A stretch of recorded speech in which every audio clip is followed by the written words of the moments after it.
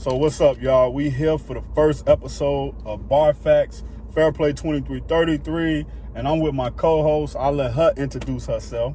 Hi, I'm Natalia. So how I connected with Natalia, just to give y'all a backstory, right?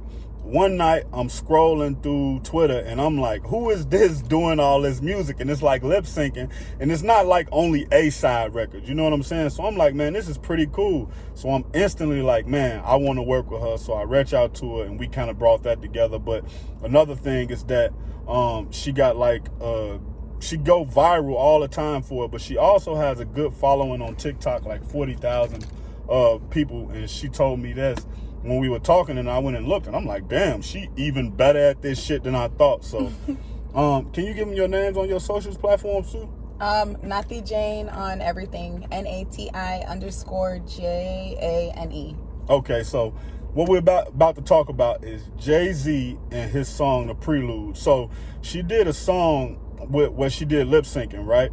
And it went pretty viral, and I like this song too. So we're going to break down this song, but also we just going to talk a little Jay-Z talk, because y'all know Jay-Z is like one of the goatest of the goats when it comes to music or whatever. So that's how we're going to do that. So what's your favorite Jay-Z song? My favorite, I'm going to pick favorites. Okay. I can't just do favorite. Probably Can I Live? Okay. The Prelude. Dead Presidents. Can't Knock the Hustle, and 22 Twos. I think that's a top 5. That was 5, right? Yeah. Yeah, like a top 5. Yeah, Can I Live? I think I like Can I Live. Can I Live, and like you said, Dead Presidents, I like that a lot too. But if I think about my favorite Jay-Z song, I think about Can I Live. And I remember one time, like, I was driving, and I actually drove from Orlando to Cali, and from Cali to Chicago. And on my way from Cali to Chicago, yeah, it was a real long drive, but it was decent. I made it to Cali. I made it from Orlando to Cali on like 1 hour of sleep. Like, I stopped in Texas for 1 hour. That's crazy. Yeah, it was crazy. But so on my way back to Chicago, I was playing Can I Live started to come on as I'm seeing it in the background or whatever. And then I'm just like, man, this song is amazing. And then just the ambiance of moving, like coming through Vegas and hearing the song and the lyrics. So I played it for like 2 hours straight on repeat. And that probably was just like, that was probably like my favorite. That's probably why that's my favorite song, but also my favorite Jay-Z moment. So what would be like your favorite song or that moment you had that's like, it probably would it be The Prelude, because that kind of blew up? I feel like The Prelude definitely, it hits. No, I would say I be playing that one a lot. Even still, I still put it on and just listen. I listen to a lot of old stuff still. So right. I'll go back and just listen to it. I would say, yeah. Yeah, you're a hip hop historian. I can tell, like, just by the way you do it. I can guess definitely I'm kind of like an old head when it comes to this. Yeah. So as far as that though, let's say if you, all right, so look, it would probably be Prelude, right? But if somebody was to say, for $1 million, you gotta do your favorite Jay-Z song word for word, and you only got, let's say, 10 minutes to learn it, what do you think would be the best one? 10 minutes. Oh my God. And you can't pick Prelude because you did it already. Okay, if I had to learn it in 10 minutes, oh shit. It would probably be more of a mainstream song, or maybe 22 Twos. Okay. Yeah, because I think 22 Twos is kind of set up like a freestyle, and it's kind of shorter too. And it's, I would say, like a little slower. Yeah. So it's easy to actually like hear everything. Yeah, probably something more mainstream, or like 22 Twos, if I couldn't pick The Prelude. So would Jay-Z be in your top rappers? Oh God. He could be. I mean, I don't usually pick like tops. Oh, you don't really, at all? I do have tops, but I don't really, because I just listen to so much music, and I listen to it so differently that it's kind of hard for me to pick favorites. Because it's like, I like Jay-Z, I like Nas. I feel like they rap very different. Right. They're both like up there, but I don't know, they're just very different. When I listen to them, I grab something different. So I have a hard time picking favorites. Nas is definitely a favorite of mine, but okay. I mean, like the new stuff he put out, I listen to it, but I wouldn't say I get as into it. I always like go back to old stuff a lot, but I don't know, Jay-Z could be up there for me. Yeah, so like with the Prelude, like what made you exactly pick that song? The beginning part, like I'm pretty sure, I'm not positive, but I want to say it's from Superfly, like the old, like 19, maybe 85, 87, I don't know, something like that. I've never but seen either of them. Part of the movie they use in the beginning of the song.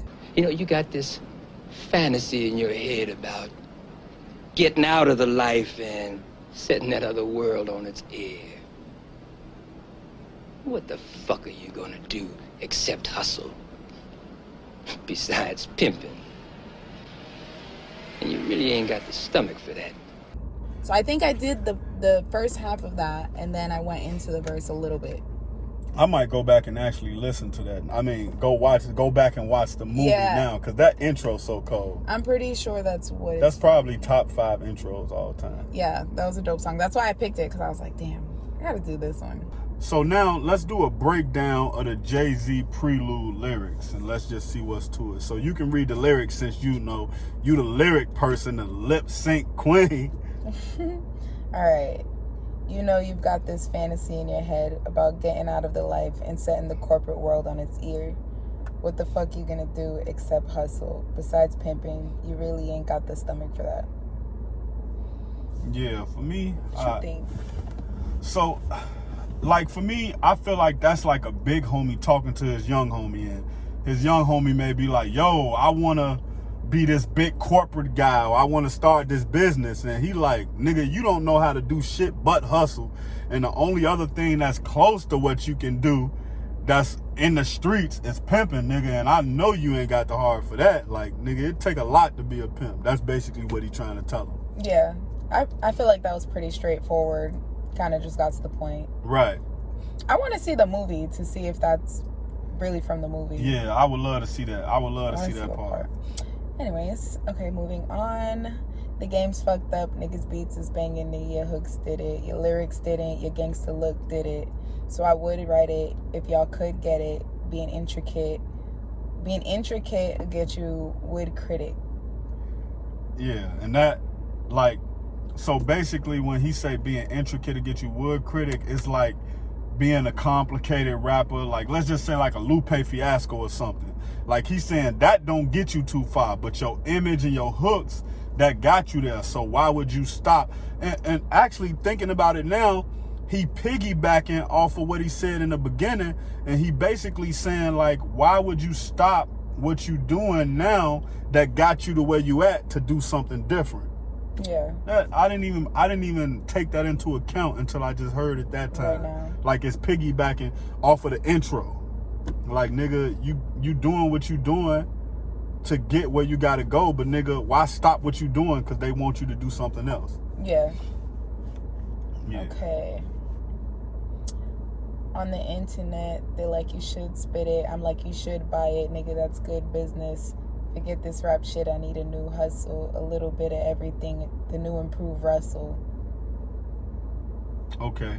Well, I think what he's saying is like, they want him to rap a certain type of way, but you should, but the way they want him to rap, they not supporting that type of music. So if you know anything about Jay-Z, back in the day, he got criticized a lot for like big pimping and the street music, and they say his misogyny and how he was treating women, right? Mm-hmm. So he like, yeah, y'all want me to be this certain type of person, but at the same time, y'all not supporting this certain type of music. So how do y'all want me to be this when y'all not even supporting me? So I think that's basically what he talking about with that. Like, y'all want me to be something y'all not gonna even support. Y'all, and a lot of times in life, I can even compare it to this. A lot of people want you to be shit just because they want you to be it. They don't even really care that you like that. They just want you to be like that. And when you like that, they just like, oh, okay, I don't give a fuck about that either. Mm-hmm. Look, you like, I can relate.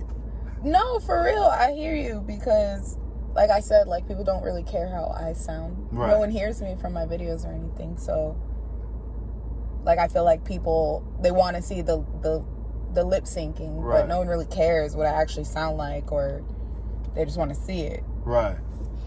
I can get that. Okay, where was I? I left off at Russell, right? Yeah. I say that reluctantly because I do struggle. As you see, I can't leave, so I do love you. But I'm just a hustler disguised as a rapper. In fact, you can't fit this hustle inside of a rapper. So, and that jumped back to his first part again. Like, he letting you know, like, he not really a rapper, but this was his hustle. This was his hustle. Like, when you think about the beginning of how the song started, his whole ultimate goal is to get to that corporate. And I feel like now, as we get through the lyrics, he telling you the breakdown of how he gonna get to where he wanna be. Like, using what he got to get what he want and positioning himself to be where he wanna be. So he's saying, like, I'm making it, I wanna be a more intricate rapper, but in reality, I'm making it as a hustler. Like, I'm doing shit that I know gonna make sense, make dollars, and make me move forward. Sorry, I'm reading the end. In fact, you can't fit this hustle inside of a rapper. It all goes. It makes sense to me in my head. Yeah. I don't know how to explain it. I'm not wordsy with all this stuff. Nah, it's cool. Okay. Back when crack was what these pills are, I was a real star. Complete with real cars, no video ones. You can come and set up a camera, let the video run. And my real life, complete with real ice, VVS boulders, oh, they're visibly set, head and shoulders, my invisible neck. I think that was cold. That was like a wordplay, because he's saying, like, the diamonds are invisible sets. You know what I'm saying? So he basically just saying, like, when he say his invisible neck, that's like, nigga, you can't see my neck because it's covered with all the diamonds. So that was cold the way he set that up. All right. You see, Hova wasn't digital yet. Before Steve Jobs made the iPod, was getting head jobs. We call that intimate. Back when rappers wouldn't dare play lyrical roulette with a automatic weapon, I was rapping with a tech. And I like that too, because he kind of foretold the digital era, because digital was then, but it wasn't super crazy. So he was showing the foresight of, like, you know, before it became digital, like, I was really that nigga. And I think he also speaking on, like, when you had to be out in the streets, because remember, when it was hard copies, you had to be out in the streets. Yeah. You had to touch the streets. You couldn't just turn on your phone and say, go download my album. So I think he was saying that. And then I think he was also saying, like he was really interacting with women. Like, a lot of times, and when you look at this, a lot of guys will, like, and this is, like, stupid, but when you talk to, like, young guys, and they'll be like, man, look at this bitch on Instagram. Yeah, I've been messaging and da-da-da-da-da. And Jay-Z tell him, like, nigga, I was like Steve Jobs getting head jobs. Like, I was really in the street with the hoes. The ones that you looking on the internet at, talking about you fuck with, nigga, you never gonna see her. I was really getting to them like that. Okay. Fresh like Manny B, chain like antifreeze. Shoebox full of cash, dealing man. Hand me keys. Look, that fresh like Manny B's. I like that because Manny B's is a bakery, if I'm not mistaken. So, you know, they have fresh, they make they shit fresh every day. So it's like, nigga, I'm fresh every day. And then he like, listen. Chain like antifreeze. A chain, look, like, that's back to the diamonds. Like, look, nigga, I'm frozen.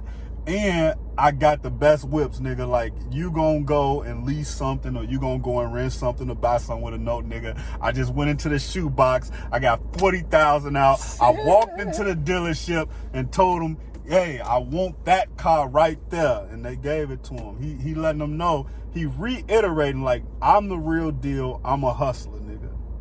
Okay. I love lyrics, so. I'm trying to, like, I wish I could hear how it goes.